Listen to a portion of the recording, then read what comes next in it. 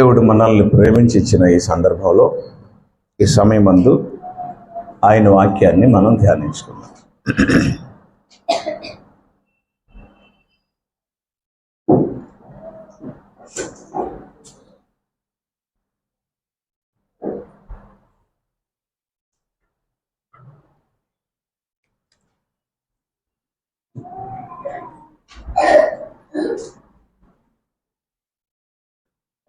ఒక్కడే దేవుడు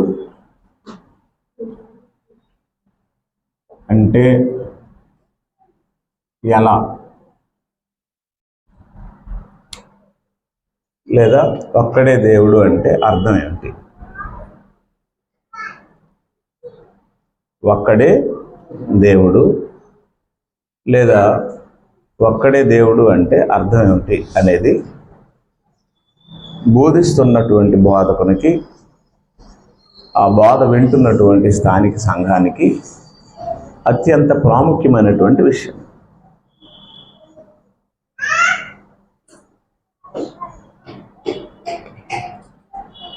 ఈనాడు అనేక మంది కన్ఫ్యూజన్లో ఉన్నారు. కన్ఫ్యూజన్ ఏంటి అంటే, బైబిల్ చదివితే ముగ్గురు ఉన్నట్టు కనిపిస్తుంది. బైబిల్ చదివితే ముగ్గురు ఉన్నట్టు కనిపిస్తుంది. వారు తండ్రి, కుమార, పరిశుద్ధాత్మ. అనేక మందికి ముగ్గురు ఒక్కడే అనిపిస్తుంది. కాబట్టి వారు ముగ్గురు ఒక్కడై ఉన్న దేవుడు అని బోధిస్తున్నారు. మరికొంతమంది తండ్రే యెహోవా, యెహోవాయే యేసు అని బోధిస్తున్నారు. అంటే తండ్రి ఏమయ్యాడు? కుమారుడయ్యాడు అని బోధిస్తున్నారు. మరికొంతమంది యేసుక్రీస్తు సృష్టిలో భాగము, ఆయన కూడా మనలాగే సృజించబడ్డాడు అని చెప్పేదానికి, దాన్ని బలపరుచుకోవడానికి 8వ కీర్తనలో ఉండే జ్ఞానాన్ని యేసుక్రీస్తు అనుకొని, సృష్టి ఆదిలోనే యేసుక్రీస్తు సృజించబడి ఉన్నాడని, తర్వాత మిగతావి సృజించాడని అపార్థం చేసుకుంటున్నారు. మరికొంతమంది దేవుడు అనే మాటలోనే ముగ్గురు ఉన్నారు కాబట్టి గాడ్ అనేసి ఫాదర్, సన్, హోలీ స్పిరిట్ అని రాశారు. అంటే ద వర్డ్ కంటైన్స్ 3 అని రాశారనమాట. దేవుడు అనే మాటలోనే ముగ్గురు ఉన్నారు అని చెప్తున్నారు. ఇప్పుడు నేను చెప్పిన ఏవి కూడా బైబిల్ చెప్పినవి కాదు. బైబిల్ వాటిని ఆమోదించదు, అంగీకరించదు. దేవుడు అనే మాటలో ముగ్గురు లేరు, ముగ్గురుగానే ఉన్నారు. యెహోవాయే యేసు కాడు, యెహోవా వేరు, యేసు వేరు. ఒక మాటలో ముగ్గురు లేరు. అలాగే ఆరాధనకి కూడా, అంటే ఒక్కడే దేవుడు అంటే అప్పుడు ఆరాధన ఏంటో, ఎవరికి చేయాలో, ఒక్కడే దేవుడు అంటే అది ఎలా జరిగిందో, ఎలా ఒక్కడ దేవుడు అయ్యాడో అనే విషయాలు ప్రతి ఒక్కరూ క్షుణ్ణంగా తెలుసుకోవాలి. రాత్రి మనకి గ్రంథం ఏం చెప్పింది అంటే, ముగ్గురు వ్యక్తులు ఉన్నారు. ఎంతమంది ఉన్నారు? ముగ్గురు వ్యక్తులు ఉన్నారు. ఆదికాండము 1వ అధ్యాయము 26వ వచనంలో, ఆదికాండం 1వ అధ్యాయం 26వ వచనంలో ముగ్గురు వ్యక్తులు ఉన్నారు. 1:26లో, అదేవిధంగా 3:22, అంటే 3వ అధ్యాయము 22వ వచనంలో, అదేవిధంగా 11వ అధ్యాయము 7వ వచనంలో ఈ మాటలు ఉంటాయి.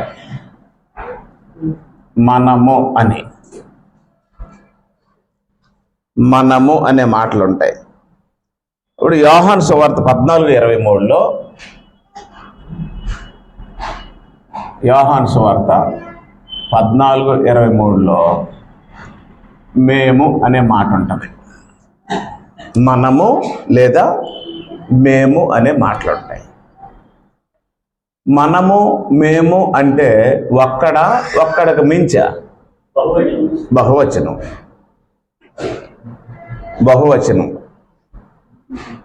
మనము అంటే ఒక్కడ కాదు. మనం వెళ్దాం అని అన్నాం, ఆవిడ ఎంతమంది?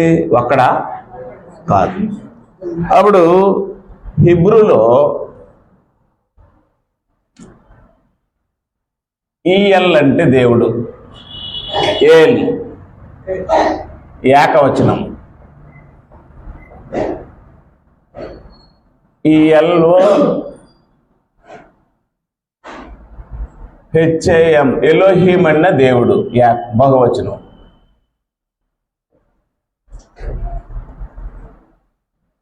ఏల్ అంటే దేవుడే ఏకవచనం. ఎలోహీం అన్న దేవుడికి వాడిన పదమే, అది బహువచనం. ఎలాగంటే ఇంగ్లీష్లో ఈ మనిషిని ఏమంటారు? యు అంటారు, అంతే కదా. ఇంగ్లీష్లో ఒక మనిషిని ఏమంటారు? హౌ ఆర్ యు అంటారు. హౌ ఆర్ యు అంటే ఎంతమందిని అన్నట్టు? ఒక్కడిని అన్నట్టు.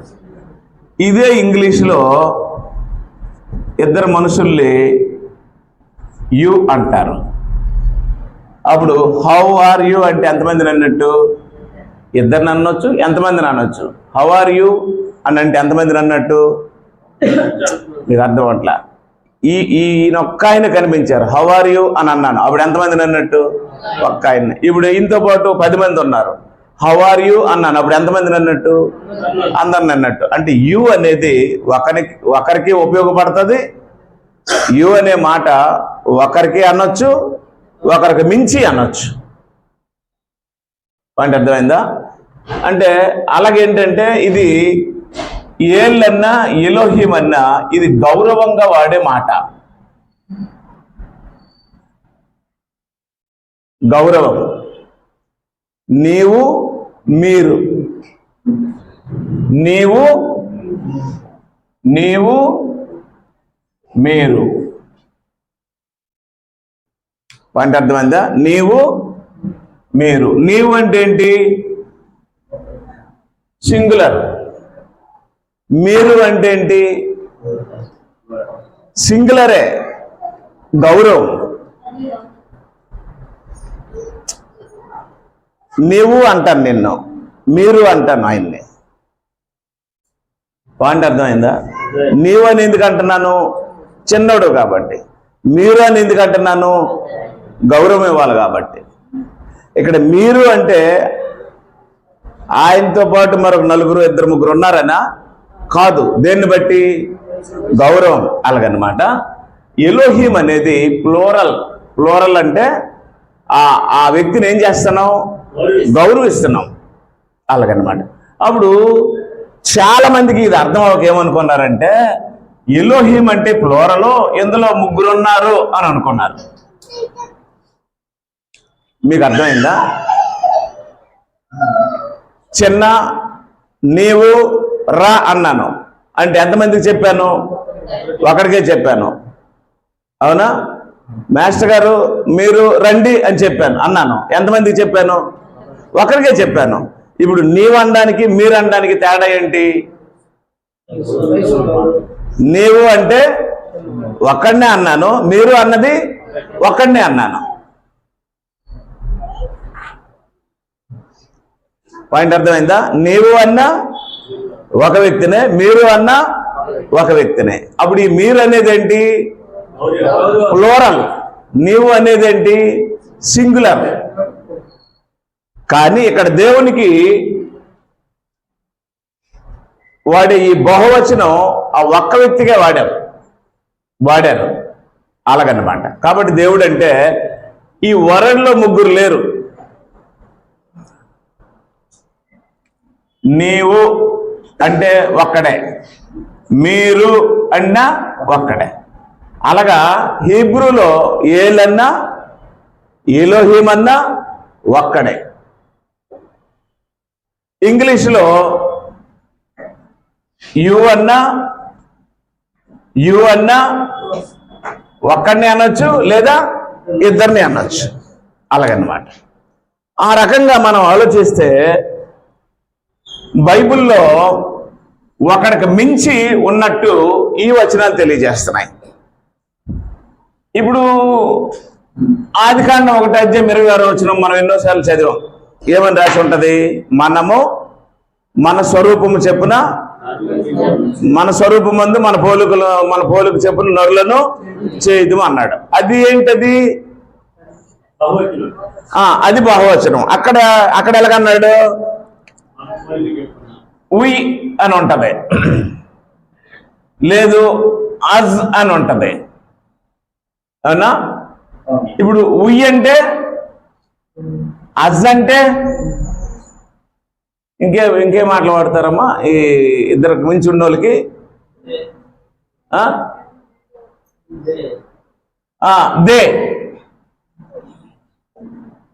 దే ఇంకా అంటే ఇప్పుడు ఉయ్ అంటే ఒకటి కాదు, అజ్ అంటే ఒకటి కాదు, దే అంటే ఒకటి కాదు, మేము అన్నాడు కదా. ఉయ్ అంటే మేము, అజ్ అంటే మనము, దే అంటే వారు, అంతే కదా. ఈ వచనం ఏం చెప్తుందంటే మనము అన్నాడు, అవునా? అజ్ లేదా అవర్,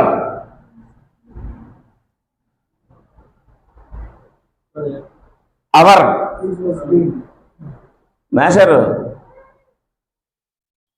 అర్థం ఉందా? గ్రామరు, ఈ గ్రామర్ చాలా మందికి తెలియక ఒక మాటలో ముగ్గురు ఉన్నారనేసి అనుకుంటున్నారు. ఒక మాటలో ముగ్గురు ఉండరు. కానీ ఈ వచనం ఏం చెప్పిందంటే మనము మన పోలుకు చెప్పున మన స్వరూపమందు నరులను చేయదమన్నారు. అప్పుడు ఒక ఆయన ఎవరితో మాట్లాడుతున్నాడు? మరొకిద్దరితో మాట్లాడుతున్నాడు. మనము మన పోలిక చెప్పున నరులను చేయదమన్నాడు. అప్పుడు ఒకరికి మించి ఉన్నారు, ఓకేనా? అంటే ఈ మాట్లాడిన ఆయన్ని ఏమంటాం? మనం ఏమంటాం? గౌరవంగా మీరు అంటాం. ఎవరితో మాట్లాడుతున్నాడో వారిని కూడా ఏమంటాం? మీరు అంటాం.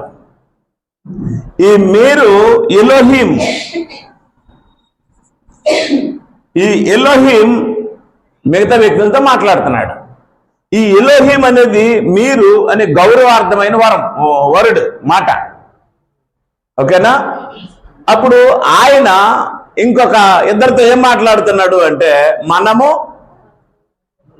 తీసారు. ఆదికాండం 1:26 వచనం, మనము మన స్వరూపమందు మన పోలిక చెప్పున నరులను చేయదము అని ఒకటోసారి అన్నాడు.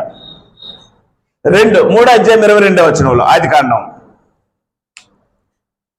3:22 వచనంలో ఇలాగ అన్నాడు, అప్పుడు దేవుడైన యెహోవా ఇదిగో మంచి చెడ్డలను ఎరిగినట్లు ఆదాము మనలో ఒకని వంటి వాడు అయినో, కాబట్టి అతడు ఒకవేళ తన చెయ్యి చాపి జీవవృక్ష ఫలం కూడా తీసుకొని తిని నిరంతరము జీవించనేమో అని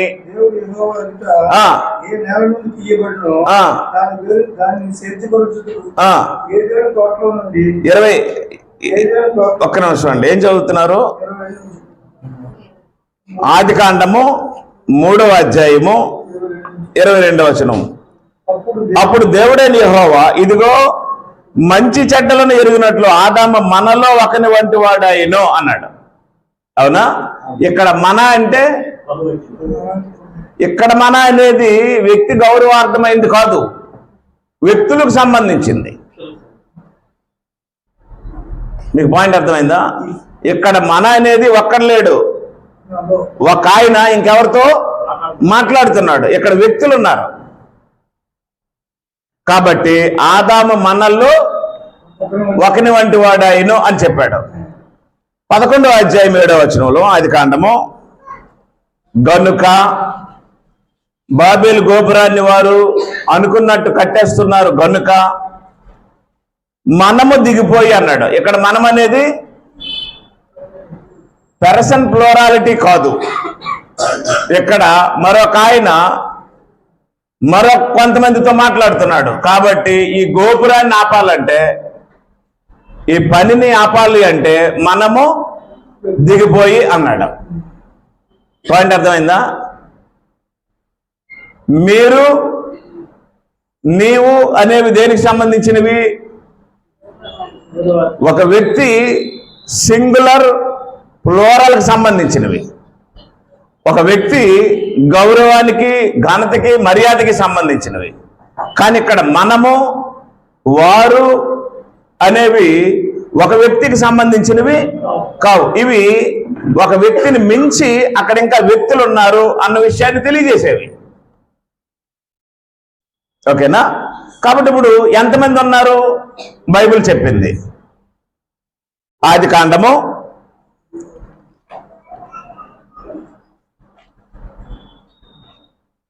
దానికి ముందు యోహాను సువార్త 14:23. యోహాను రాసిన సువార్త 14:23 ఇలా రాసి ఉంది. ఒకరు చదవండి. 14:23. యోహాను రాసిన సువార్త 14:23. యేసు, ఒకడు నన్ను ప్రేమించిన ఎడల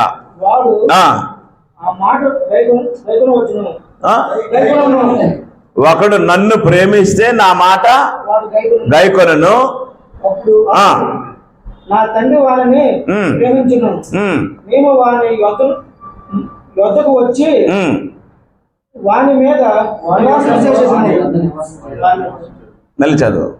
ఒకడు నన్ను ప్రేమించిన ఎడల, నన్ను ప్రేమిస్తే నా మాట వింటాడు. అప్పుడు నా తండ్రి వారిని ప్రేమిస్తాడు. అప్పుడు ఎంతమంది అయ్యారు? నన్ను అన్నాడు, నా తండ్రి అన్నాడు. అప్పుడు వాళ్ళిద్దరూ కలిస్తే ఏమయ్యారు? మేమయ్యారు. అప్పుడు మేము అనే యేసుప్రభు చెప్పిన వ్యక్తులు ఎంతమంది? ఇద్దరు. ఇది వ్యక్తుల ప్లూరాలిటీ. ఇది ఏ ప్లూరాలిటీ? వ్యక్తులు. ఇద్దరు గురించి యేసుప్రభు మాట్లాడుతున్నాడు. మన స్వరూపమందు మన పోలుకు చెప్పిన నరులను చేయదు అన్నాడు కదా, ఆదికాండం 1:26. అది వ్యక్తుల ప్లూరాలిటీ. కాబట్టి ఒక వ్యక్తి మరొక వ్యక్తి ఉన్నాడు అని మాట్లాడుతున్నాడు. నా మాట విని నన్ను పంపిన వాని యందు విశ్వాసం ఉంచండి అన్నాడు. ఇక్కడేమన్నాడు? నేను, నా తండ్రి అన్నాడు. అవునా? ఈ రకంగా చూస్తే వ్యక్తులు ఎంతమంది ఉన్నారు? ఇక్కడ యేసు టాపిక్ లో ఇద్దరు ఉన్నారు, కానీ వారు ముగ్గురు ఉన్నారని గ్రంథం తెలియజేసింది. కాబట్టి నిత్యత్వపు దేవత్వం కలిగిన వ్యక్తులు ముగ్గురు ఉన్నారు. అవునా? ఇప్పుడు ఈ ముగ్గురు ఎక్కడున్నారు, ఎలా ఉన్నారు అనే విషయాలు మీకు ఆల్రెడీ నేను చెప్పేశాను.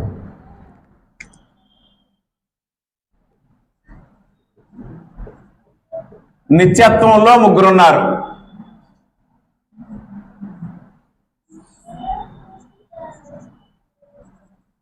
నిత్యుడు, నిత్యుడు, నిత్యుడు. నిత్యత్వంలో ముగ్గురు ఉన్నారు. ముగ్గురు నిత్యులే, ముగ్గురు సమానులే. నిత్యత్వంలో ముగ్గురు ఉన్నారు, ముగ్గురు నిత్యులే, ముగ్గురు సమానులే. అప్పుడు సృష్టి ఆదిలో ముగ్గురు ఉన్నారు.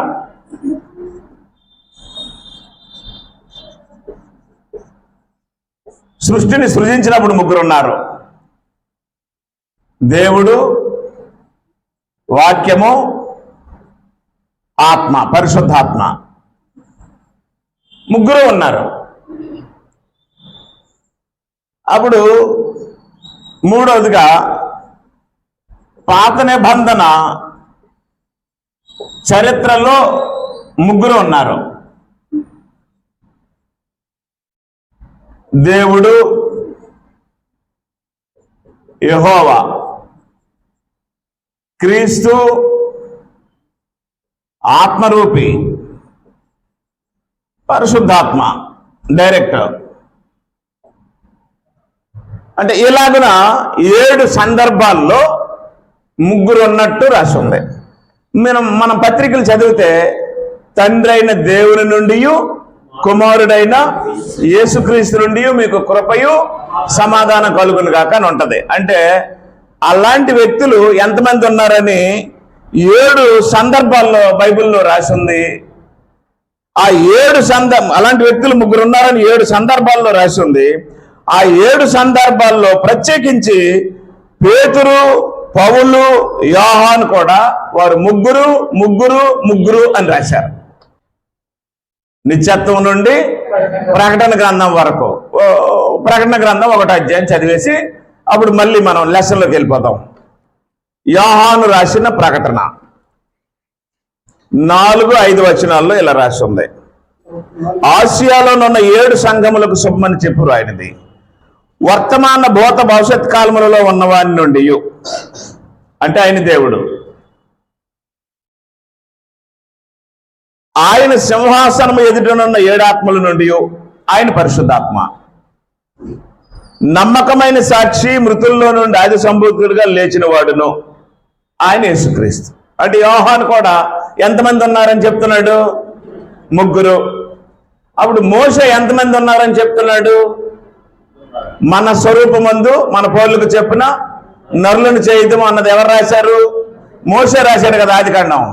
కాబట్టి ఇప్పుడు యోహాను ముగ్గురు అని చెప్తే మోషే కూడా ఎంతమంది అని చెప్తాడు? ముగ్గురే. మోషే ముగ్గురు అని చెప్తే పేతురు కూడా ముగ్గురని చెప్తాడు. పేతురు రాసిన మొదటి పత్రిక 1వ అధ్యాయంలో పేతురు కూడా ఏం చెప్పాడు అంటే, యేసుక్రీస్తు అపోస్తులుడైన పేతురు తండ్రి అయిన దేవుని భవిష్య జ్ఞానమును బట్టి, తండ్రి అయిన దేవుడికి ఏ జ్ఞానం ఉంది? భవిష్య జ్ఞానం ఉంది. ఆత్మ వలన పరిశుద్ధత పొందిన వారై విధేయులు ఒకటకు, అంటే పరిశుద్ధాత్మ పరిశుద్ధపరుస్తాడు విధేయులు అవడానికి. యేసుక్రీస్తు రక్త ప్రోక్షణ జరిగిస్తాడు అని ముగ్గురు గురించి చెప్పాడు. రక్తం కార్చింది ఎవరు? యేసు ప్రభు. భవిష్య జ్ఞానంతో సంకల్పించింది ఎవరు? తండ్రి. మనల్ని పరిశుద్ధులుగా చేసి నడిపించేది ఎవరు? పరిశుద్ధాత్మ. అంటే పేతురు కూడా ఎంతమంది ఉన్నారని చెప్పాడు? ముగ్గురు ఉన్నారని చెప్పాడు. అలాగే అపోస్తులుడైన పౌలు ఎంతమంది ఉన్నారని చెప్పాడో చూద్దాం. 1 కొరింథీ 12:4-7. కొరింథీలకు రాసిన మొదటి పత్రిక 12వ అధ్యాయము 4-7 వచనాల్లో ఇలా రాసి ఉంది. 12వ అధ్యాయం 4-7లో ఇలా రాసి ఉంది.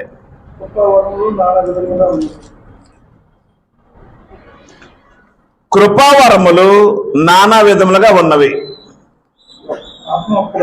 గాని ఆత్మ ఒక్కడే. అంటే ఆత్మ ఏం చేస్తాడు? పరిశుద్ధాత్మ కృపావరాలు ఇస్తాడు. మరియు పరిచర్యలు నానా విధముగా ఉన్నవి కానీ ప్రభు ఒక్కడే. ప్రభు అంటే ఎవరు? యేసుక్రీస్తు. యేసుక్రీస్తు ఏం చేస్తాడు? పరిచర్యలు జరిగిస్తాడు. నానా విధములైన కార్యములు కలవు గాని అందరిలో అన్నిటినీ జరిగించి దేవుడు అక్కడే. కాబట్టి కార్యాలు జరిగించేది ఎవరు? దేవుడు జరిగిస్తాడు. అంటే దేవుడు కార్యాలు జరిగిస్తాడు, పరిశుద్ధాత్మ వరాలు ఇస్తాడు, యేసుక్రీస్తు పరిచర్యలు జరిగిస్తాడు. ఎంతమంది ఉన్నారని పౌలు రాశాడు? అంటే ఒక్కడే ఇవన్నీ జరిగిస్తాడు అని రాశాడా? ముగ్గురు 3 విధాలుగా పనులు జరిగిస్తున్నారని రాశాడా? ముగ్గురు 3. అంటే మనం ఆదికాండం నుండి చూసినట్లయితే, లేదు నిత్యత్వం నుండి మనం చూసినట్లయితే, ప్రకటన గ్రంథం వరకు మనం ఈ బోధగా చదివినట్లయితే ఎంతమంది ఉన్నట్టు మనకు తెలుస్తుంది? ముగ్గురు ఉన్నారని తెలుస్తుంది. ఈ ముగ్గురే. అందువల్ల దేవుడు ఏమన్నాడంటే,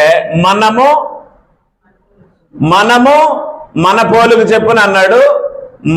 తర్వాత వి అన్నాడు, our likeness and our resemblance అన్నాడు. అలాగే యేసు ప్రభు ఏమన్నాడు అంటే మేము అన్నాడు. నా తండ్రి, నేను, మేము అన్నాడు. కాబట్టి దీన్ని బట్టి మనం అర్థం చేసుకోవాల్సిన విషయం ఏంటంటే, ఒక్కడే ముగ్గురు కాడు. ఒక్కడే ముగ్గురు కాడు, ముగ్గురే. మతశాఖల్లో ఆయనే మొదట తండ్రిగా ఉండేవాడు, ఆ తర్వాత ఆయనే కుమారుడయ్యాడు, ఆ తర్వాత ఆయనే తిరిగి వెళ్ళి పరిశుద్ధాత్మ అయ్యాడు అని చెప్పి ఆ రకంగా అల్లారు. అది బైబిల్కి బాగా భిన్నమైన బోధ. కాబట్టి బైబిల్ ఎక్కడ అలాగా చెప్పలేదు. యేసు చెప్పాడు, యోహాను సువార్త 16 అధ్యాయము, యోహాను రాసిన సువార్త 16 అధ్యాయంలో యేసు ప్రభువు వారు చాలా స్పష్టంగా చెప్పారు. 16లో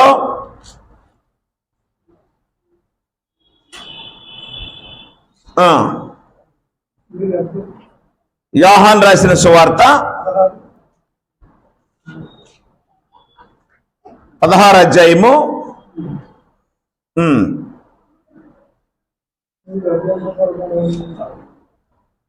క్షమించండి, యోహాను రాసిన సువార్త 16 అధ్యాయము 7 నుండి 14 వచనాల్లో, అయితే నేను మీతో సత్యము చెప్పుచున్నాను, నేను వెళ్ళిపోవటం వలన మీకు ప్రయోజనకరము. నేను వెళ్ళని ఎడల ఆదరణకర్త మీ వద్దకు రాడు. నేనే ఆదరణకర్తని అన్నాడా, నేను వెళ్తే ఆయన వస్తాడు అన్నాడా? అంటే వాళ్ళు ఎంతమంది? ఇద్దరు. ఆయన వస్తాడని చెప్పాడు కదా, రైట్. ఆయన ఎవరు అని ఆయన కోసం ఎవరితో మాట్లాడతాడు అట? 14 అధ్యాయము యోహాను సువార్త,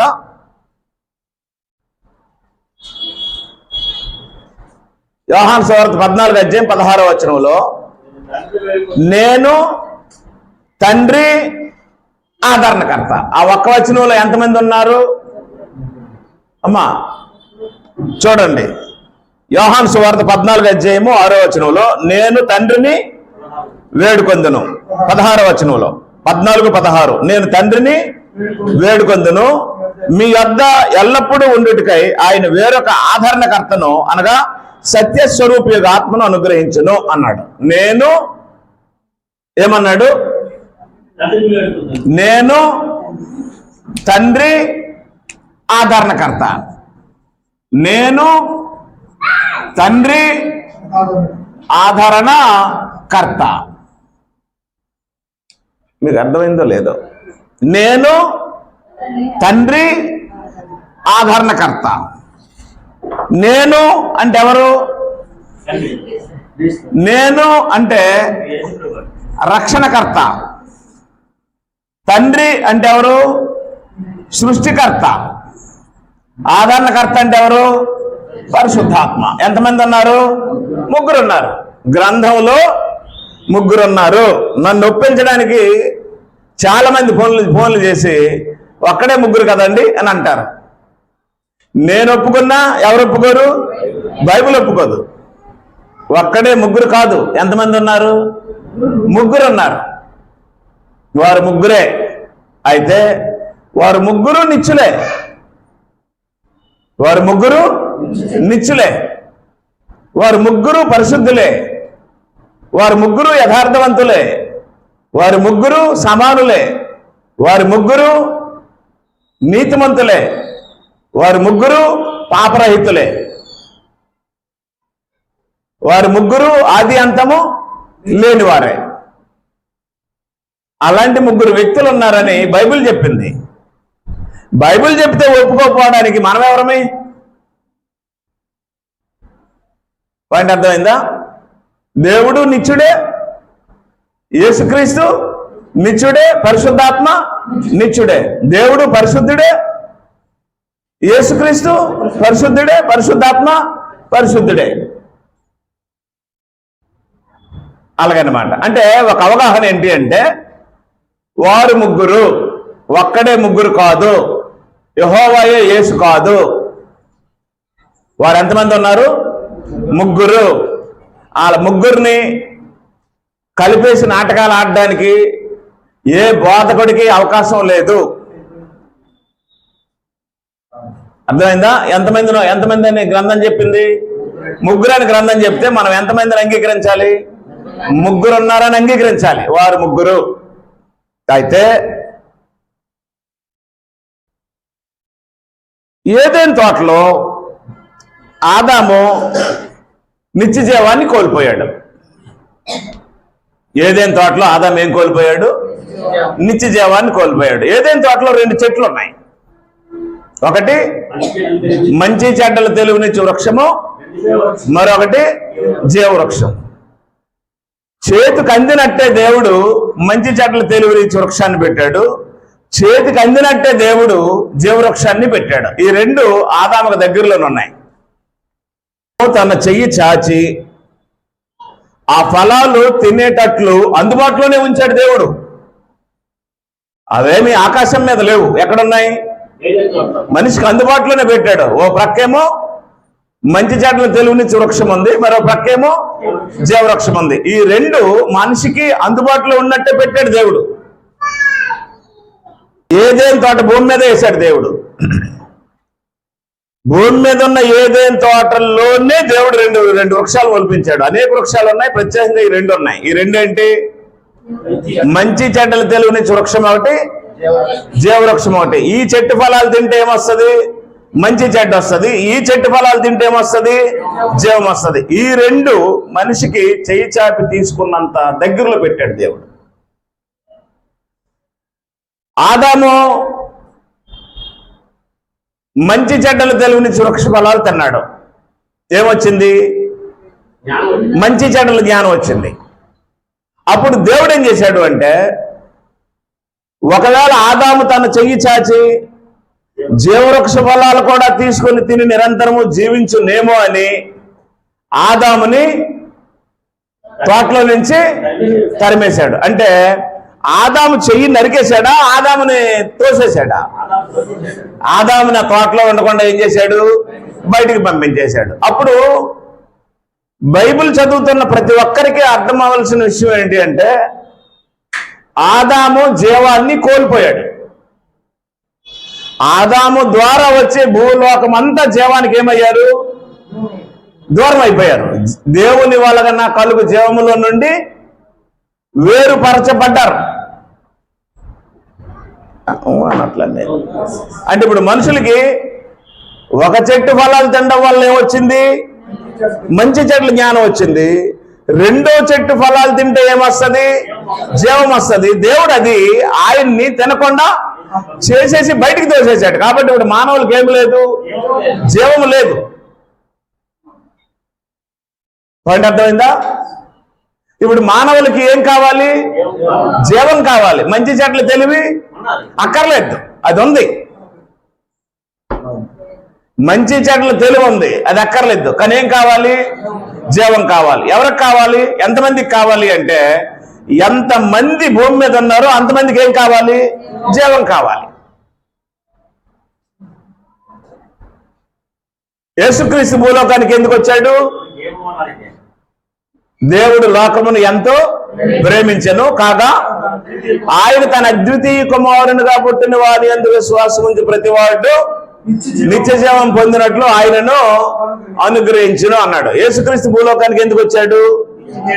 మానవులకి ఏదేని తోటలో ఏది దొరకలేదు, ఆదామునందు మానవులకి ఏది సంక్రమించలేదు, ఆదాము దేన్ని చెయ్యి చాచి పట్టుకొని తెల్లాపోయాడో ఆ జీవాన్ని మానవులకు ఇవ్వడానికి ఎవరు వచ్చారు? జీవాధిపతి వచ్చాడు. యేసుక్రీస్తు జీవాధిపతి. కాబట్టి ఇప్పుడు జీవాధిపతి వచ్చి మనుషులకు ఏమిస్తాడు? నిత్య జీవం ఇస్తాడు. ఆయన చెప్పాడు, నేను గొర్రెలకు మంచి కాపరిని, మంచి కాపరి గొర్రెల కొరకు తన ప్రాణం పెడతాడు, నిత్య జీవాన్ని వచ్చినట్లు ప్రాణం పెడతాడు అని చెప్పాడు. ఆయన చెప్పాడు, జీవాహారమును నేనే అని చెప్పాడు. నేనే సత్యము, నేనే జీవము అని కూడా చెప్పాడు. నా మాట విని నన్ను పంపిన వాడి యందు విశ్వాసం ఉంచిన వాడు మరణములో నుండి జీవములోనికి దాటుతాడు అని చెప్పాడు. అంటే యేసు ప్రభు ఏదేని తోటలో ఆదాము దేన్ని కోల్పోయాడో ఆ జీవాన్ని సర్వమానవులకి ఇవ్వాలని వచ్చాడు. పాయింట్ అర్థమైందా? మనకు అంతకుమించి యేసు ప్రభు ఇవ్వాల్సింది ఇంకేమి లేదు, మనకు అన్నీ ఉన్నాయి. ఏమి తిందుమో, ఏమి త్రాగుదామో, ఏమి ధరించుకుందామో అని మీరు ఏటి విషయమై చింతించవలసిన అవసరమో లేదు. ఇవి మీకు కావాలని మీ పరలోకపు తండ్రికి ముందే తెలిసి ఏం చేశాడంటే సృష్టిని ఆజ్ఞాపించాడు, మానవ దేహానికి సంబంధించిన వాటిని ఉత్పత్తి చెయ్యని. ఈ రోజు మన దేహపు అవసరాలన్నీ సృష్టిలో తీరుతున్నాయి. ఎవరు వాటి కోసం దేవుడిని నమ్మక్కర్లేదు, ఎవరు వాటి నిమిత్తం దేవుడికి ప్రార్థనలు చేయవలసిన అవసరాలు లేదు. ఎందుకంటే మనల్ని సృజించాలనుకున్న వాడే మన దేహానికి కావలసిన వస్తువులన్నీ ఈ సృష్టి ఉత్పత్తి చేయనట్టు సృష్టికి ఆజ్ఞాపించి వదిలేశాడు. కాబట్టి ఇప్పుడు మనం దేవుడిని తెలుసుకోవడంలో గల ప్రాముఖ్యమైన విషయం ఏంటంటే జీవం కోసం దేవుడిని తెలుసుకోవాలి. అవునా? దేవుడిని నమ్మడం కోసం, జీవాన్ని సంపాదించడం కోసం దేవుడిని నమ్మాలి. అది ఏదేని తోటలో ఆదాము చేతులారా వదిలేసుకున్నాడు. ఏదేని తోటలో తనకు దగ్గరగా తన చేతికి అందుబాటులో ఉండే జీవాన్ని అయినా మిస్ చేసుకున్నాడు, కోల్పోయాడు. ఆయన కోల్పోయినటువంటి జీవము ఈరోజు మానవ జాతికి ఆయన ద్వారా రాదు. ఆయన ద్వారా మానవ జాతికి వచ్చింది ఏంటి అంటే మంచి చెడ్డల తెలివి వచ్చింది. ఈ మంచి చెడ్డల తెలివి మానవుని రక్షించదు, కానీ జీవాన్ని తెలుసుకోవడానికి ఉపయోగపడుతుంది. ఆ జీవము ఆదామునందు లేకుండా చేశాడు దేవుడు. ఆ జీవం ఎవరి యందు ఉంది? క్రీస్తునందు ఉంది. ఓకేనా? రైట్. ఇప్పుడు ఆ జీవాన్ని మనం ఎలా సంపాదించాలి అనే విషయాన్ని చాలా జాగ్రత్తగా క్రీస్తు సన్నిధిని తెలుసుకోవాల్సిన అవసరం ఉంది. ఎలాగంటే చాలా మంది ఏం చేశారంటే ప్రాథమిక పాఠం అని ఒక విషయాన్ని చెప్పారు.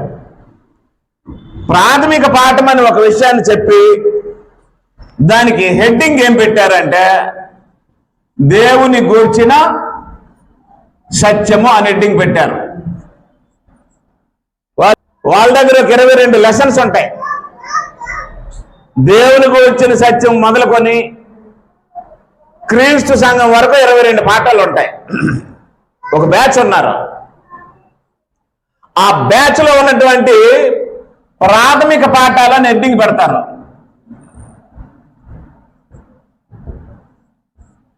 ప్రాథమిక పాఠాలను హెడ్డింగ్ పెట్టి మొదటి పాఠం ఏం చెప్తారు? దేవుని గూర్చిన సత్యము అని చెప్తారు. దేవుని గూర్చిన సత్యము అని చెప్పి ఏం చెప్తారంటే దేవుడు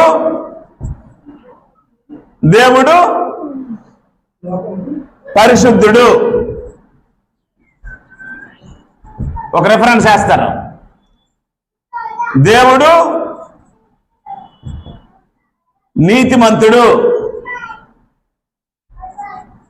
ఒక రెఫరెన్స్ వేస్తారు. దేవుడు ఆత్మ, ఒక రెఫరెన్స్ వేస్తారు. దేవుడు ఉగ్రుడు, ఒక రెఫరెన్స్ వేస్తారు. ఇవే ఉంటాయి. మీ దగ్గర షీట్లు ఉండొచ్చు కొంతమంది దగ్గర. అంటే ఇది ప్రాథమిక పాఠము, దేవుని గురించిన సత్యం ఇది ప్రాథమిక పాఠము అని బోధిస్తారు. నాకు బోధించారు, నేను విన్నాను. ఓకేనా? అప్పుడు బైబిల్ ప్రకారము వ్యక్తులు ఎంతమంది ఉన్నారు? 3 ఉన్నారు కదా. తండ్రి, కుమార, పరిశుద్ధాత్మ.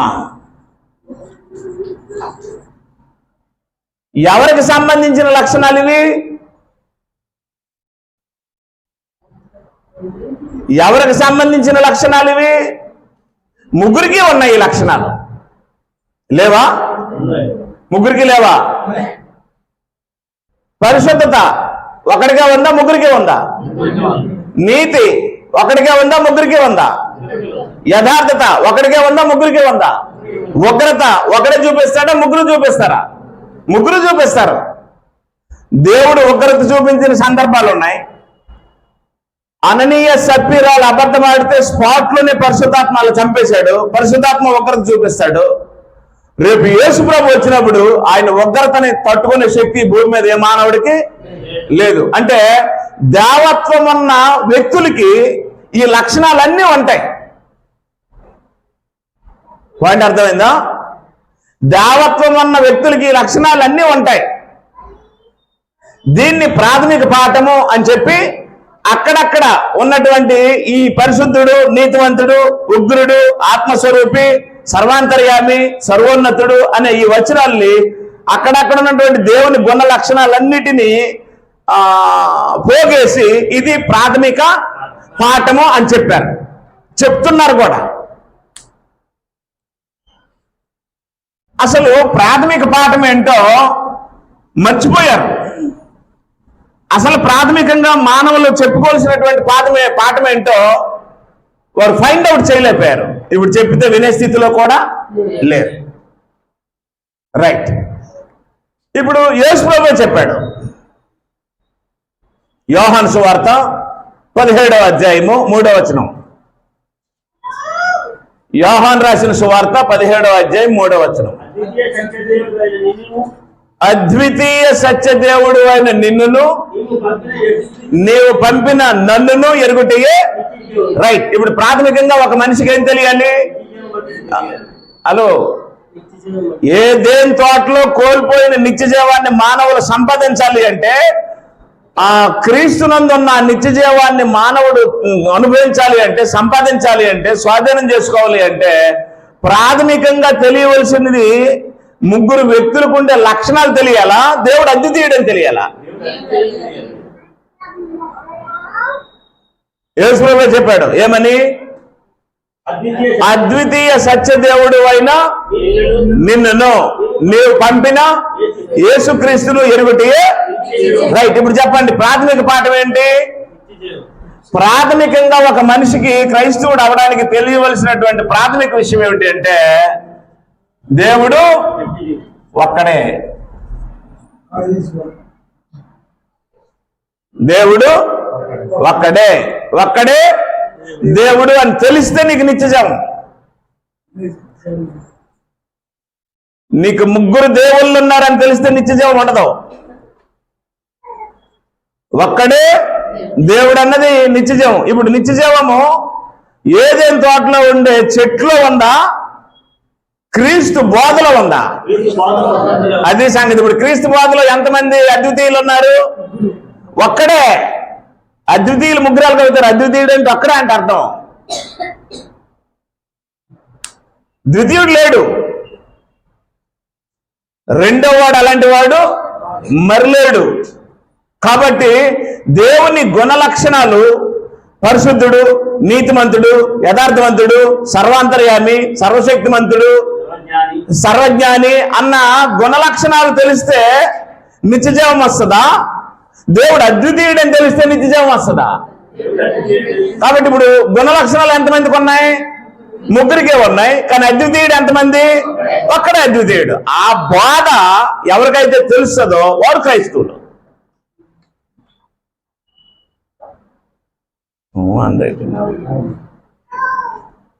దేవుడు యథార్థవంతుడేనా? యేసు ప్రభువు యథార్థవంతుడేనా? పరిశుద్ధాత్మ యథార్థవంతుడేనా? దేవుడు పరిశుద్ధుడేనా? యేసు ప్రభువు పరిశుద్ధుడేనా? పరిశుద్ధాత్మ పరిశుద్ధుడేనా? ఇవేంటి గుణాలు, లక్షణాలు. అంటే తండ్రికి, కుమారుడికి, పరిశుద్ధాత్మకి, తండ్రికి ఎలాంటి గుణాలు లక్షణాలు ఉన్నాయో కుమారుడికి అవే గుణ లక్షణాలు ఉన్నాయి. కుమారుడికి ఎలాంటి గుణ లక్షణాలు ఉన్నాయో పరిశుద్ధాత్మకు అలాంటి గుణ లక్షణాలు ఉన్నాయి. అలాంటి గుణ లక్షణాలు ఉన్న వ్యక్తులు ఎంతమంది ఉన్నారు? కూడా మళ్ళీ ఆదివారం రాత్రి అన్నం పెట్టుకో. తండ్రికి ఏ గుణాలు ఉన్నాయో కుమారుడికి అవే గుణాలు ఉన్నాయి. కుమారుడికి ఏ గుణాలు ఉన్నాయో పరిశుద్ధాత్మకు అవే గుణాలు ఉన్నాయి. ఈయన పరిశుద్ధుడే, ఆయన పరిశుద్ధుడే, ఆయన పరిశుద్ధుడే. ఆయన నీతిమంతుడే, ఆయన నీతిమంతుడే, ఆయన నీతిమంతుడే. ఈయన నిత్యుడే, ఆయన నిత్యుడే, ఆయన నిత్యుడే. వీళ్ళకి ఎంతమంది ఉన్నారు? ఆ ముగ్గురు ఉన్నారని మాటలుగో మనము మన పోలుకు చెప్పిన నరులను చేయడమని 3 వచనాల్లో రాసింది. ఆ ముగ్గురిని గురించి యేసు ప్రభువు ఏమన్నాడు? నేను నా తండ్రి ఏకమై ఉన్నామన్నాడు. అవునా? అప్పుడు యేసు ప్రభువు ఏమన్నాడు? నేను నా తండ్రి ఆదరణకర్త అయిన పరిశుద్ధాత్మ అన్నాడు. వాళ్ళు ఎంతమంది? ముగ్గురు. ఇప్పుడు ముగ్గురు అద్వితీయులు ఎవరు? అసలు అద్వితీయుడు అంటే అర్థం ఏంటి? ఒక్కడే. అంటే ఇప్పుడు ముగ్గురులో ఒకడేమవ్వాలి? అద్వితీయుడు అవ్వాలి. అది ఎలాగా అన్నది తెలుసుకుంటే నిత్యజీవం వస్తుంది.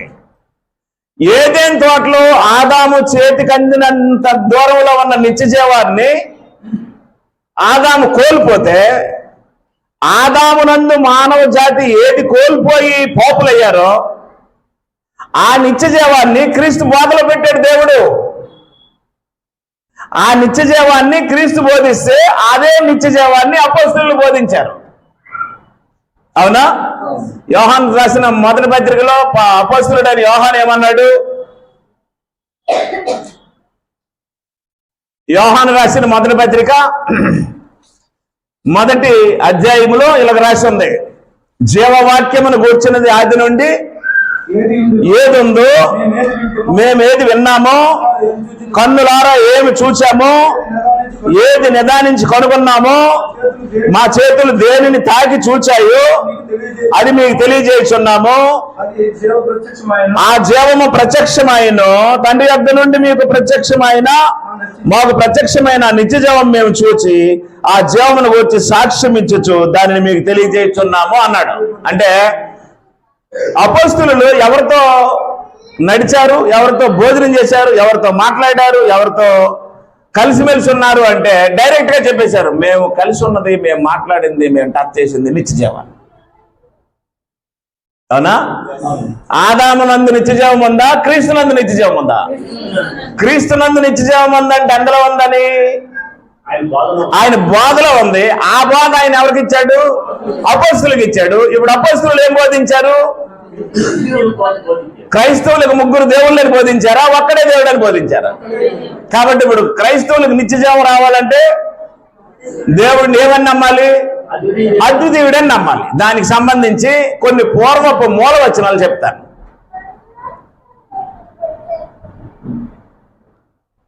ఒక్కడే దేవుడు అన్నటువంటి బోధక ఎక్కడి నుండి వచ్చిందో చెప్తాను. ద్వితీయోపదేశకాండం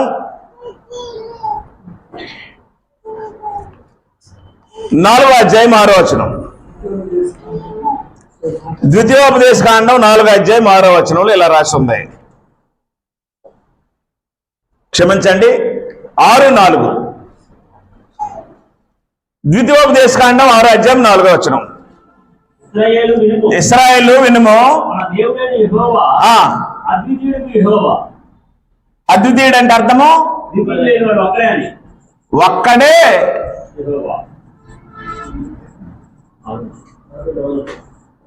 ఇశ్రాయేలీలకు దేవుడు. ద్వితీయోపదేశకాండం 6:4. ఇశ్రాయేల్కి ఎంతమంది దేవుళ్ళు ఉన్నట్టు తెలుసు? వాళ్ళకి ఒక్కడే దేవుడు. మరి నేడు క్రైస్తవులకి ఎంతమంది దేవుళ్ళు ఉన్నట్టు తెలియాలి? ఒక్కడే దేవుడు ఉండాలి. కానీ అదే రకమైనటువంటి వ్యక్తిత్వ లక్షణాలు కలిగి వాళ్ళు ఎంతమంది ఉన్నారు? ముగ్గురు ఉన్నారు. కానీ మనకు ముగ్గురు దేవుళ్ళు కారు. నీకు ముగ్గురు దేవుళ్ళని ఎప్పుడైతే అన్నావో నీ రక్షణ పోతుంది, నిత్య జీవం పోతుంది. నీకు త్రియాహ దేవుడు అని ఎప్పుడు అన్నావో అప్పుడు నిత్య జీవం పోతుంది. త్రియాహ దేవుడు అంటే ఒక్కడే ముగ్గురు అయ్యాడని, లేదా ఒక్కడిలో నుంచే ముగ్గురు వచ్చారనేది త్రియాహ దేవుని బోధ. నీకు త్రియాహ దేవుడు అనే మాట ఎప్పుడైతే నీ నోటంటే వచ్చి నువ్వు నమ్మావో అప్పుడు నీకున్న జీవం ఏమైపోయింది? ఎగిరిపోయింది. ఇక నిత్య జీవం ఉండదు. త్రియాహ దేవుని బోధ క్రీస్తు బోధ కాదు. త్రియాహ దేవుని బోధ అపోస్తలుల బోధ కాదు. కాబట్టి ఇశ్రాయేలీయులకు నాయకుడిగా వ్యవహరించి 80 సంవత్సరాలు వారి పక్షాన దేవునికి సేవ చేసి విజ్ఞాపన చేసి నడిపించినటువంటి వ్యక్తి అయినటువంటి మోషే ఇశ్రాయేలీయులకి ఎంతమంది దేవుళ్ళు అని చెప్పాడు? మనకొక్కడే దేవుడు అని చెప్పాడు. అవునా? ద్వితీయోపదేశకాండం 6వ అధ్యాయము 4వ వచనం ప్రకారం ఇశ్రాయేలీయులకు ఒక్కడే దేవుడు. 2 యెషయా గ్రంథం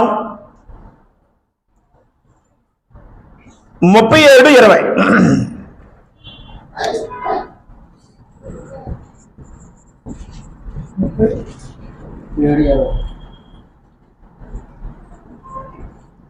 యెషయా ప్రవక్త ఇశ్రాయేలీయులకు తెలియజేస్తున్నాడు, యెహోవా నీవే నిజముగా నీవే అద్వితీయ దేవుడవు, ఒక్కడే ఒక్కడే సర్వలోకానికి దేవుడు అని యెషయా ప్రవక్త కూడా చెప్పాడు. కరెక్ట్గా చెప్పాడా, రాంగ్ చెప్పాడా? కరెక్ట్గా చెప్పాడు. ఈరోజు మనుషులకి ఒక్క దేవుడో తెలియదు, ముగ్గురు దేవుళ్ళో తెలియదు. లక్షణాలు అందరికీ ఈక్వల్గా ఉండడం వాళ్ళు ఏమనుకుంటున్నారు? త్రియాగ దేవుడు అనుకుంటున్నారు. ఒక్కడిలోనే ముగ్గురు ఉన్నారు అనుకుంటున్నారు. ఒక్కడిలో ముగ్గురు ఉండరు, వాళ్ళు ముగ్గురే. 7 సందర్భాలు ఉన్నాయి. ఆదికాండం నుండి ప్రకటన గ్రంథం వరకు ఒక్కడిలో ముగ్గురు ఉన్నారని ఎక్కడ రాసిలే. ముగ్గురుగానే ఉన్నారని రాసి ఉంది. నన్ను సంప్రదిస్తే నేను క్లియర్గా తెలియజేసేస్తాను. ఇది నిత్య జీవాన్ని పొందడానికి, నిత్య జీవాన్ని పోగొట్టుకోవడానికి సంబంధించిన బోధ. Very simple. తన చెయ్యి చాచి మంచి చెట్ల వృక్ష ఫలాలు తింటే మంచి చెట్ల జ్ఞానం సింపుల్ గా వచ్చేసింది. ఆయన ఏమి కష్టపడలేదు. Very simple. రెండో చెయ్యి చాపి జీవవృక్ష ఫలాలు కూడా తింటే నిత్య జీవం వచ్చేసిను. కానీ దేవుడు ఏం చేశాడు?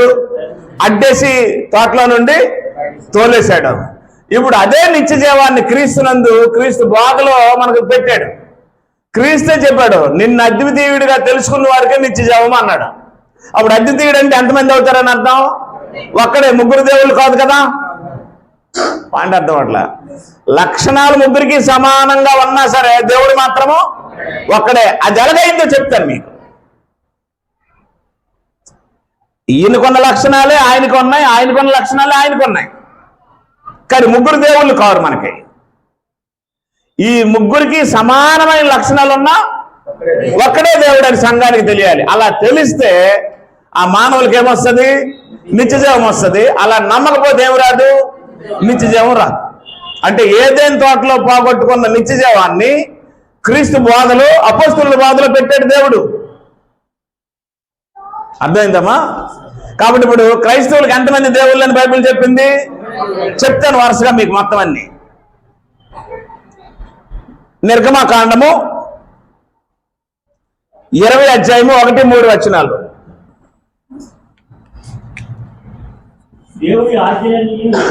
20 అధ్యాయము 1-3 వచనాల్లో మోషే చెప్పాడు, లేదా మోషేకి దేవుడే చెప్పాడు. దేవుడే చెప్పాడు. ఏమని చెప్పాడు? నీ దేవుడైన యెహోవానైనా నేనే అన్నాడా, మేమే అన్నాడా? నేనే అంటే ఒక్కడే. There is no other. Yesu ప్రభు ఎక్కడ మాట్లాడితే ఏమన్నాడు? బోర్డు వైపు చూడాలి. మేమే అన్నాడు. కానీ ఇక్కడ దేవుడు మాట్లాడితే ఏమన్నాడు? నేనే అన్నాడు. అక్కడ మాట్లాడినప్పుడు సందర్భంలో యేసు ప్రభు ఏమన్నాడంటే నేను నా తండ్రి అన్నాడు. అదే యేసు ప్రభు చనిపోయే ముందు 17 అధ్యాయము ప్రార్థనలో ఏమన్నాడు? అద్వితీయుడిగా నిన్ను ఎరిగితే నిత్య జీవం అని చెప్పాడు కదా. కాబట్టి ఆ దేవుడు ఏమన్నాడంటే నేనే దేవుడును, నేను తప్ప మరొక దేవుడు లేడు అని చెప్పాడు.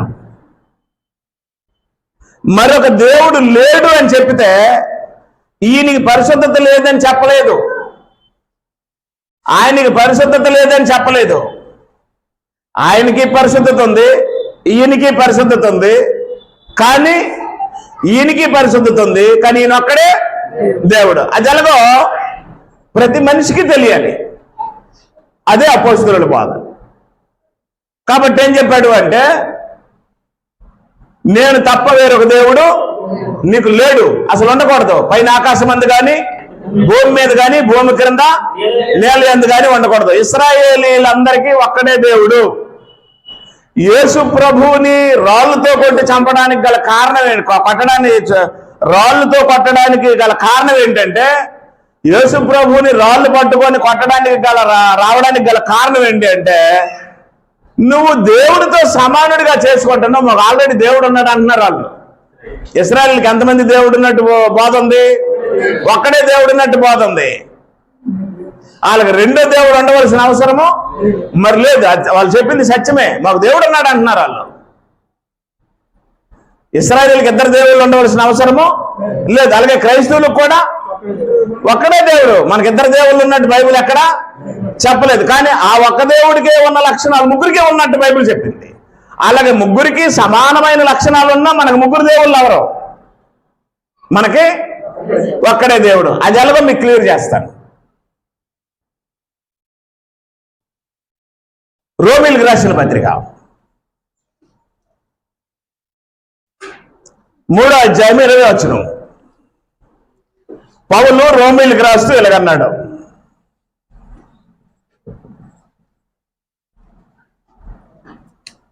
చదవాలి.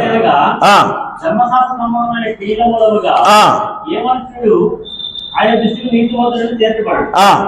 ధర్మశాస్త్రం వలన పాపం ఎక్కుదో తెలియబడుతున్నది. ఇక్కడగా ధర్మశాస్త్రం వేరుగా దేవుడి నుంచి ప్రత్యక్షమవుతున్నది. అవును. ఏం చదివారు మీరు? రోమీలకు రాసిన పత్రిక 30వ వచనం చదవండి. దేవుడు ఒకడే కనుక ఎంతమంది అన్నాడు? పౌలు దేవుళ్ళు ఎంతమంది అన్నాడు? దేవుడు ఒక్కడే అన్నాడా లేదా? పౌలుకి ఒక్కడే దేవుడని అంటే పౌలు క్రిస్టియనే కదా అనట్లే. పౌలు క్రైస్తవుడేనా? పౌలుకి బాప్తిసం ఎవరు ఇచ్చారు? అననీయ. పౌలుకి బాప్తిసం ఎవరు ఇచ్చారు? అననీయ. బాప్తిస్మం పొందిన పౌలు క్రైస్తవుడు. అట్టి క్రైస్తవుడు అయిన పౌలు ఏమంటున్నాడు? ఒక్కడే దేవుడు అన్నాడు. మరి పౌలుకి ప్రాథమికంగా ఒక్క దేవుడు అయితే మరి క్రైస్తవులకి ఎంతమంది దేవుళ్ళు అవుతారు? ఒక్కడే దేవుడు అవుతాడు. కాబట్టి పౌలు రాసిన రోమా పత్రిక అంటే రోమా ప్రాంతంలో ఉన్న క్రైస్తవులందరికీ రాసిన ఈ పత్రికలో ఆయన ఏం తెలియజేస్తున్నాడంటే, మీరు ఏ ప్రాంతంలో ఉన్నవారైనా సరే ఈ పత్రిక చదివితే మీకు ఒక్కడే దేవుడు అని అర్థం అవ్వాలన్నాడు. అంటే ఆనాడు 1వ శతాబ్దంలో రోమా ప్రాంతంలో టర్కీలో ఉన్నటువంటి స్థానిక సంఘాలన్నిటికీ కూడా ఇచ్చిన మెసేజ్ ఏంటంటే, ఎన్ని స్థానిక సంఘాలున్నా ప్రతి స్థానిక సంఘానికి అర్థమవలసిన విషయం ఏంటంటే మనకు ఒక్కడే దేవుడు. కొరింథీయులకు రాసిన మొదటి పత్రిక 8, 4, 6 వచనాలు. మొదటి కొరింథీ 8, 4, 6 వచనాల్లో పౌలు కొరింథీయులకు ఏం రాశాడు? విగ్రహములకు బలిగా అర్పించిన వాటిని తినటి విషయము లోకమందు విగ్రహము వట్టిదనియు ఒక్కడే దేవుడు తప్ప వేరొక దేవుడు లేడనియు ఎరుగుదుము. 6వ వచనంలో ఆకాశమందైనను భూమి మీద అయినను దేవతలు అనబడినవి ఎన్ననో మనకు ఒక్కడే దేవుడు ఉన్నాడు, ఆయన తండ్రి అని రాశాడు. అంటే ఇప్పుడు కొరింథీయులకు రాసిన పత్రిక అంటే ఒక్క సంఘానికి రాశాడా? కొరింథీ ప్రాంతంలో ఉండే సంఘాలన్నిటికీ రాశాడా? కొరింథీ ప్రాంతంలో ఉండే స్థానిక క్రీస్తు సంఘాలన్నిటికీ ఏం రాశాడు అంటే మనకు ఒక్కడే. కాబట్టి ఇప్పుడు ఒక్కడే దేవుడని నువ్వు నమ్మడం వల్ల నీకు లాభం ఏంటి? నిత్యజీవం వస్తుంది. ఒక్కడే దేవుడని నువ్వు తెలియకపోయినా నువ్వు నమ్మకపోయినా ఏం రాదు? నిత్యజీవం రాదు. ఏదేని తోటలో పోగొట్టుకున్న నిత్యజీవాన్ని అపోస్తలుల బాధలో పెట్టాడు దేవుడు. ఆ బాధ ఏంటంటే అపోస్తలులు ఏం చెప్తున్నారంటే మనకొక్కడే దేవుడు.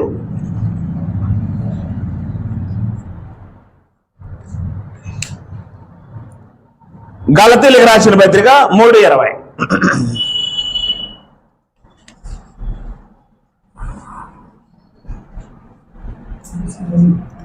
గలతీయులకు రాసిన పత్రిక 3:20. పౌలు మళ్ళీ గలతీయులకు రాస్తూ ఇలాగన్నాడు, మధ్యవర్తి ఒకనికి మధ్యవర్తి కాడు గాని అది ఏమన్నాడు? దేవుడు ఒక్కడే. అంటే ఈ బోధలు అపోస్తలుల బోధలు చూస్తుంటే మనకి ఎంతమంది దేవుళ్ళని బోధిస్తున్నారు వాళ్ళు? ఒక్కడే దేవుడు, ఒక్కడే దేవుడు, ఒక్కడే దేవుడు, ఒక్కడే దేవుడు. ఇప్పుడు స్థానిక సంఘానికి ఎంతమంది దేవుళ్ళు ఉండాలి? ఒక్కడే దేవుడు. ఒక్కడే దేవుడు అన్నాడని ఒక స్థానిక సంఘంలో ఉండే ఎంతమందికి తెలియాలి? అందరికీ తెలియాలి. కాబట్టి మనకి ఒక్కడే దేవుడు. ఒక్కడే దేవుడు అని ఒక స్థానిక సంఘానికి తెలిస్తే ఆ సంఘం ఏమవుతుంది? జీవము గల సంఘం అవుతుంది.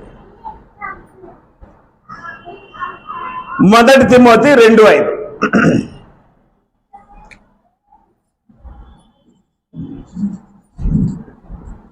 పౌలు తిమోతికి రాస్తూ దేవుడు ఒక్కడే. అది డైరెక్ట్ చెప్పేశాడు, దేవుడు ఒక్కడే. ఇద్దరా ముగ్గురా? దేవుడు ఒక్కడే. ఒక్కడే. కాబట్టి బైబిల్ అంతా మనం చదివితే దేవుని గుణ లక్షణాలు మాత్రం ఎంతమందికి ఉంటాయి? ముగ్గురికి ఉంటాయి. ఆ ముగ్గురికి సమానమైన లక్షణాలు ఉన్నప్పటికీ కూడా ముగ్గురు దేవుళ్ళని బైబిల్లో ఎక్కడ ఉండదు. ఒక్కడిలో నుంచి ముగ్గురు వచ్చారని బైబిల్లో ఎక్కడ ఉండదు. మనకు దేవుడు ఒక్కడే, యూదులకి దేవుడు ఒక్కడే, క్రైస్తవులకు కూడా దేవుడు ఒక్కడే. అది ఎలాగో సమానమైనటువంటి గుణ లక్షణాలు కలిగిన ముగ్గురు ఉండగా ఒక్కడే ఎలా దేవుడు అయ్యాడు అన్నది మనకు తెలియాలి. ప్రాథమికంగా మనకు ఒకటి తెలిసింది, మనకు ఒక్కడే. ఇది ప్రాథమిక పాఠం. పాయింట్ అర్థం అవ్వలేదా? ప్రాథమిక పాఠం, మూల పాఠం అంటే దేవుడు ఒక్కడే మనకు దేవుడు అనేది ముందు అర్థమైతే, ఎవరెవరు చెప్పారు ఒక్కడే దేవుడని? మోషే చెప్పాడు, యెషయా చెప్పాడు, దేవుడే చెప్పాడు, పౌలు చెప్పాడు, పేతురు చెప్పాడు, యోహాను చెప్పాడు, అనేక మంది చెప్పారు. ఇంకా భయంకరమైన విషయం ఏం చెప్పనా, యేసు ప్రభు కూడా చెప్పాడు. మార్కు సువార్త 12వ అధ్యాయం, మార్కు సువార్త 12వ అధ్యాయంలో డైరెక్ట్ గా యేసు ప్రభు చెప్పాడు.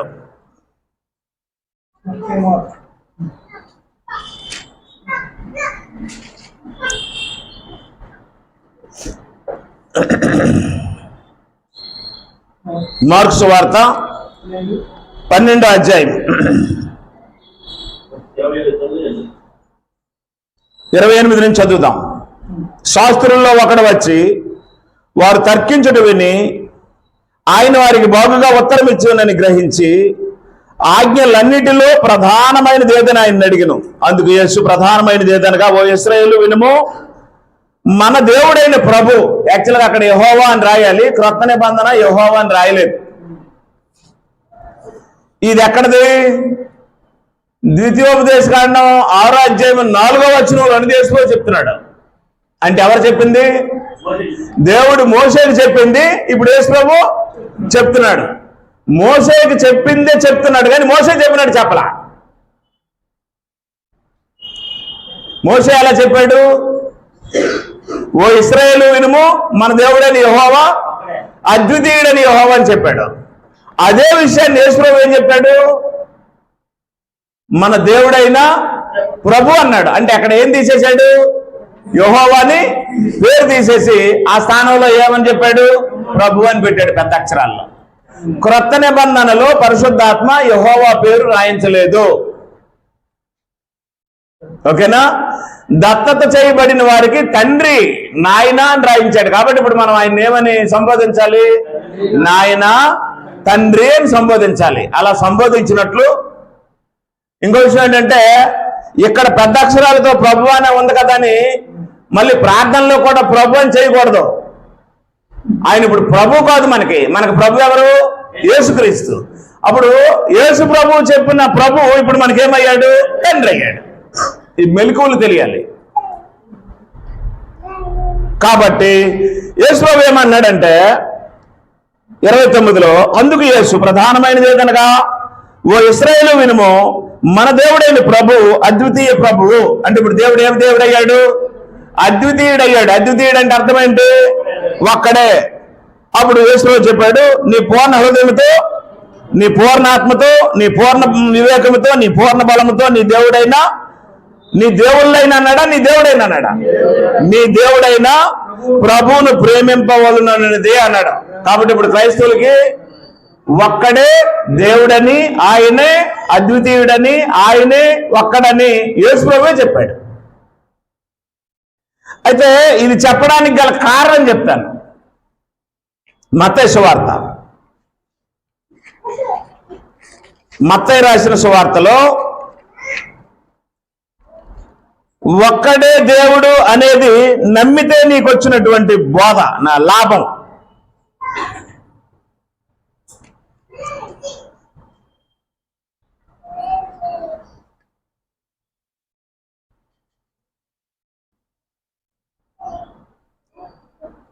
ఆయన దగ్గరకు వచ్చాడు.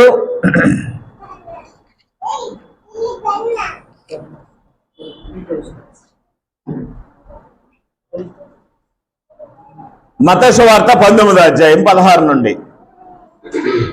ఇదిగో ఒకడు ఆయన ఎదుకు వచ్చి, బోధకుడా, నిత్యజీవం పొందుటకు నేను ఏ మంచి కార్యం చేయవాలని ఆయన అడిగిన. అందుకు ఆయన, మంచి కార్యం గురించి నన్ను ఎందుకు అడుగుతున్నావు? మంచివాడు ఒక్కడే. నీవు జీవములో ప్రవేశింప గోరిన యెడల ఆజ్ఞలు గైకొనమని అతనితో చెప్పాడు. ఏ ఆజ్ఞలని ఆయన్ని అడిగితే, నరహత్య చేయవద్దు, వ్యభిచరించవద్దు, దొంగతనం చేయవద్దు, నిన్ను వల్ల నీ పొరుగువారిని ప్రేమించు అని అవన్నీ చెప్పాడు. అవునా అమ్మా? అర్థమైందా? ఆయన వచ్చి ఏం కావాలని అడిగాడు ప్రశ్న? నిత్యజీవం కావాలంటే నేనేం చేయాలని ప్రశ్న వేశాడు. అప్పుడు యేసుప్రభు ఏమన్నాడు? మీకు అర్థం అవట్లేదు. యెషయా రాసినట్టు, వారు మిరుటి మట్టుగా విందులు గాని గ్రహించనే. ఏదో సౌండ్ మీ చెవుల దగ్గరికి వస్తుంది, నా నోట్లో నుంచి ఏదో వినబడుతున్నట్టు ఉంటది, కానీ మీరు దాన్ని గ్రహించలేరు. నేను చెప్పడం వేస్టే కదా.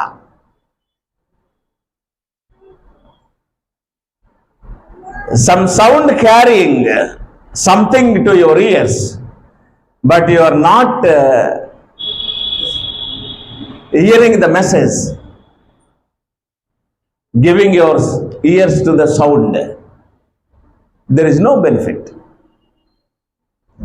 నా దగ్గర నుండి వచ్చే సౌండ్కి మీరు చెవులు ఇస్తే మీకు ఏ ఉపయోగం ఉండదు. ఆ సౌండ్ తీసుకొచ్చే మెసేజ్ని మీరు మనస్ఫూర్తిగా వింటే మీకు ఉపయోగం ఉంటుంది. మీరు వినుటకు మందులైతే నేను ఎంత చెప్పినా మీకు గాలిలో కలిసిపోతుంది సత్యం, నీ హృదయాల్లోకి వెళ్దాం.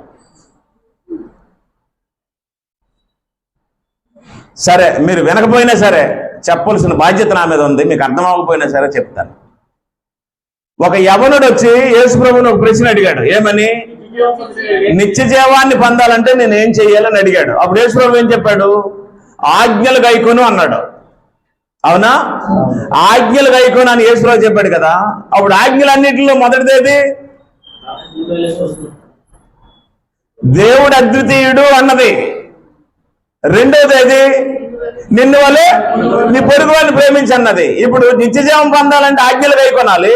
ఆజ్ఞల్లో మొదటిదేది మనకు ఒక్కడే దేవుడు, అది నమ్ము అన్నాడు. నేను నమ్మానండి అంటే, అయితే నిన్ను వలె నీ పొరుగు వారిని ప్రేమించు. నేను ప్రేమిస్తున్నానే అండి, అయితే నీకు డబ్బు ఎక్కువైపోయింది, దాన్ని ఇతరులకు పనిచేసి నన్ను వెంబడించి అన్నాడు. అది మాత్రం జరిగే పని కాదన్నాడు. సరే, ఆయన వ్యక్తిగత విషయం అది. డబ్బు పంచుతాడో దాచుకుంటాడో మనకు అనవసరం.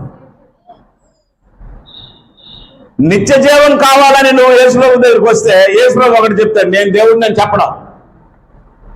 యేసుప్రభు చరిత్రలో ఎక్కడా నేను దేవుడు అని చెప్పిన సందర్భాలు లేవు. కానీ ఎవరిని దేవుడని ఆయన చెప్పాడో ఆయనకున్న లక్షణాలన్నీ యేసుప్రభుకు ఉన్నాయి. కానీ నేను దేవుడిని ఆయన చెప్పలేదు, చెప్పడు కూడా. అప్పుడు ఎంతమంది దేవుళ్ళు అయిపోతారు? ఇద్దరు అయిపోతారు. ఇద్దరు దేవుళ్ళని బైబిల్లో ఎక్కడా లేదు. ఇద్దరు దేవుళ్ళని నమ్మితే నిత్యజీవం వస్తుందని బైబిల్ ఎక్కడా చెప్పలేదు.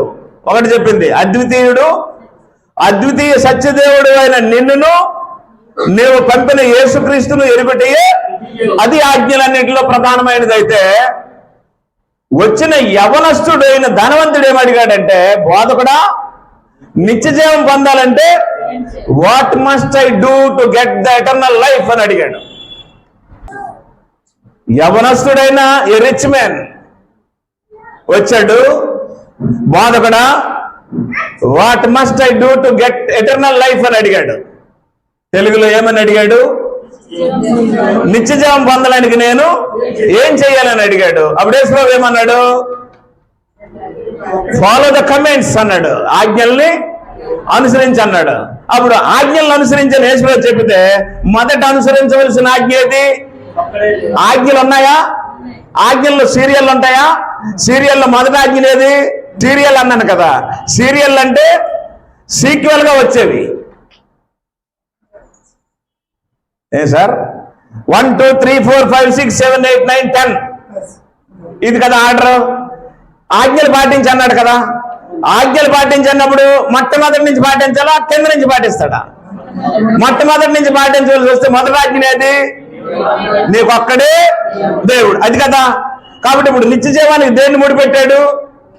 ఏదేని తోటలో ఉండే పళ్ళు తినమన్నాడా? దేవుడు ఒక్కడే నమ్మన్నాడా? కాబట్టి ఇప్పుడు నిత్య జీవం ఎందులో ఉంది?